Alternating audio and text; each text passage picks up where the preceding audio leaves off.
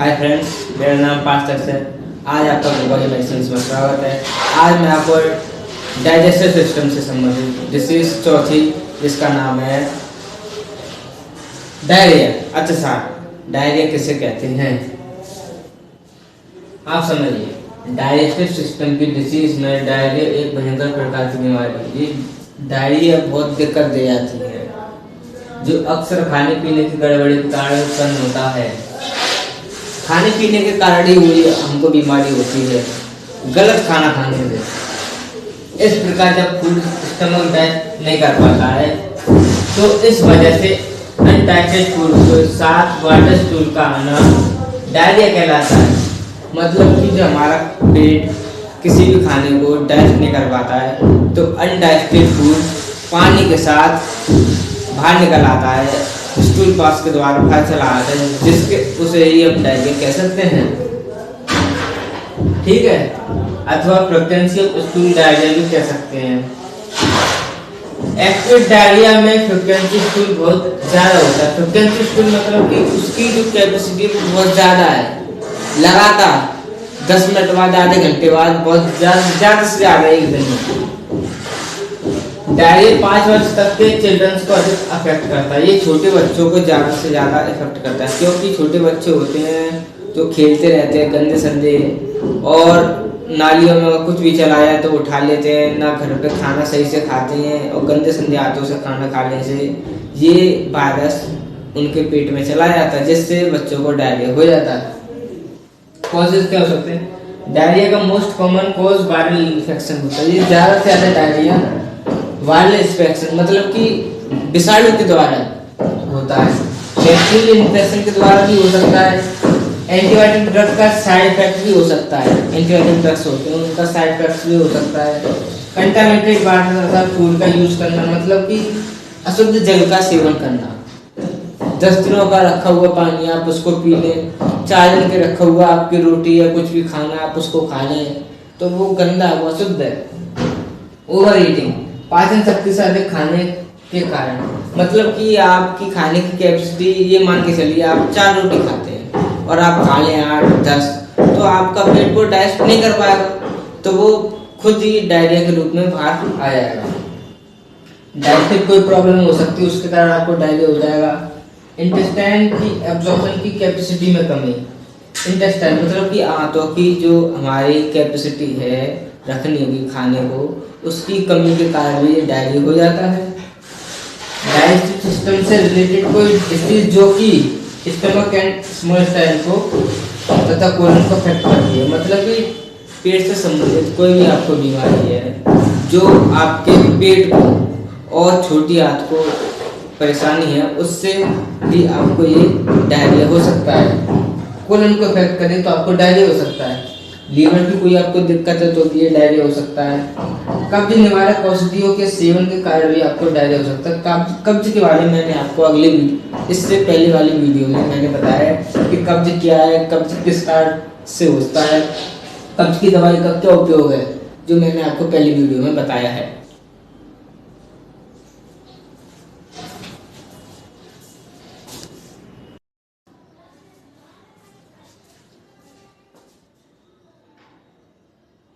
आप आइए सामने सिम्टम्स पे। पेशेंट को लूज मोशन हो सकता है, पेट में भारीपन हो सकता है, पेट में दर्द या मरूड़ भी हो सकता है, क्योंकि जब हमको पौष्टिक वो हो जाता है डायरिया तो हमको एक दिक्कत आ जाती है, जी घबराना, उल्टी भी हो सकती है। डिहाइड्रेशन, डिहाइड्रेशन में शरीर में पानी की कमी हो जाती है। किससे? डायरिया से हमारे शरीर में डिहाइड्रेशन हो जाती है, जिससे हमारे शरीर में पानी की कमी हो जाती है, और इलेक्ट्रोलाइट्स की भी कमी। और वेट लॉस वैसे ही हो जाता है, जब हमारे शरीर में पानी है और हमें ये हो गया है डायरिया, तो डायरिया से हमारे शरीर में जो भी पानी है वो जब हमारा सब खत्म हो जाएगा तो हमारा वैसे वेट लॉस कम हो जाएगा। कमजोरी आएगी शरीर में, इलेक्ट्रोलाइट्स की कमजोरी, पेशेंट का ब्लड प्रेशर गिरा हुआ रहेगा। डिक्रीज यूरिनेशन, जब हमारे शरीर में डायरिया के कारण हम लैट्रिन करने जाएंगे तो हमारे शरीर में पानी की कमी हो जाएगी, और हमारे टॉयलेट में, हमारे पेशाब में ज़्यादा से ज़्यादा पानी होता है और थोड़ी सी मात्रा में यूरिया होता है। जब हमारा पानी चला गया तो हमारी वैसे ही टॉयलेट की मात्रा कम हो जाएगी। और इंस्ट्रक्शन ये देखिए, आमतौर पर डायरिया एक नॉर्मल डिसीज है, कोई इतनी डिफिकल्टी नहीं है, कोई मेजर नहीं है।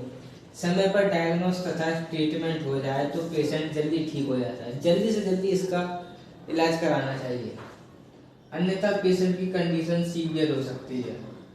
अतः टाइम पर ट्रीटमेंट किया जाना चाहिए। मतलब कि अगर लग रहा है कि भाई उस व्यक्ति को 1 दिन हो गया, 2 दिन हो गए और वो लगातार जा रहा है, तो उसको डॉक्टर पे दिखाना चाहिए। सबसे पहले डायरिया के कॉजेस को दूर करने का प्रयास किया जाना चाहिए। एक्यूट डायरिया, ये आपका मेजर डायरिया, बड़ा डायरिया, जिसमें साबुदाना दिया जा सकता है तथा फ्रूट जूस दिए जाने चाहिए। और डायरिया में भूलकर भी कभी दूध नहीं दिया जाना चाहिए, क्योंकि दूध एक बादी है, प्रोटीन है, बादी है, जिसके कारण हमारे शरीर में दिक्कत आ जाती है दूध पीने से। क्रोनिक डायरिया में पुराने चावल का भात के मूंग की दाल मिलाकर देना चाहिए। इसका मतलब आप समझ सकते हैं खिचड़ी में हमारे जो चावल है वो वनस्पति चावल नहीं होते हैं, हमारे बहुत छोटे वाले चावल होते हैं पुराने, उनमें मूंग की दाल डाल के आप खिचड़ी बना के उस पेशेंट को दे सकते हैं।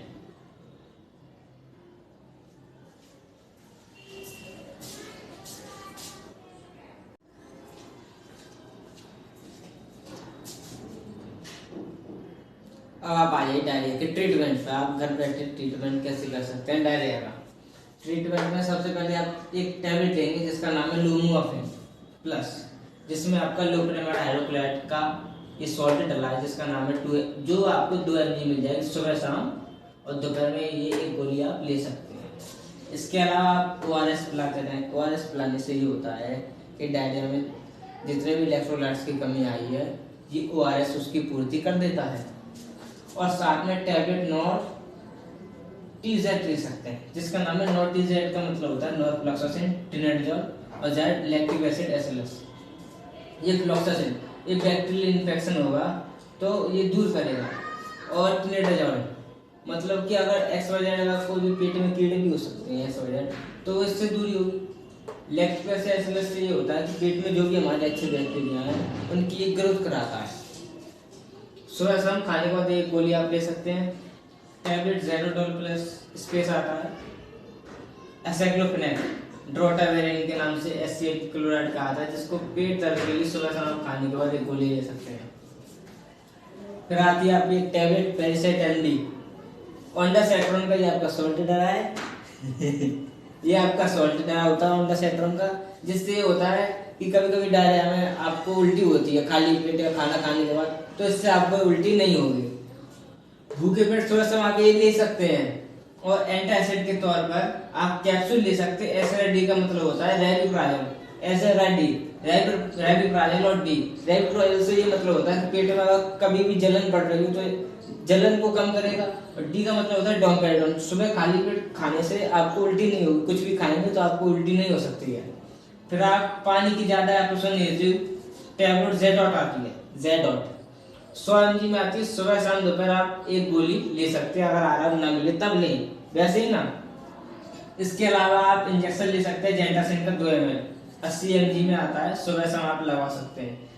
ये तब है जब आपकी सीरियस कंडीशन हो जाती है, तब इंजेक्शन आता है आपका दूसरा, ये नहीं लगवाना है तो इसी के अलावा मैकिस्टर आता है, जिसका मतलब होता है मिकासिन 500 mg। इसमें आप मांसपेशी में भी लगवा सकते हैं। अगर आपके पेट में दर्द है तो आप इंजेक्शन लगवा सकते हैं एक्वाडोल स्पेस, ठीक है, जब जरूरत हो तब, वरना आप टैबलेट भी ले सकते हैं।